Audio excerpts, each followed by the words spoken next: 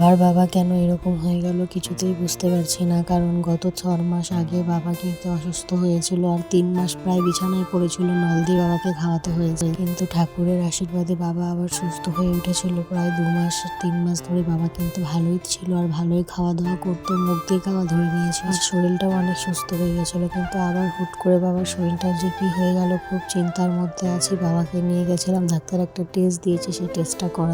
আবার কিছু হলে কেন জানি না এত টেনশনের মধ্যে পড়ে যাই। কারণ বাবা মা এমন একটা জিনিস যাদের নাই তারাই শুধু বুঝতে পারে দুনিয়াতে চলাটা কত কঠিন। তো যাই হোক, আমি কিন্তু বাবাকে ভিতরে ঢুকিয়ে দিয়েছিলাম আর আমার হাজবেন্ড ভিতরে গেছিল বাবার সাথে। বাবার টেস্টটা হয়ে গেছে আর বাবাকে এখন বের করছে।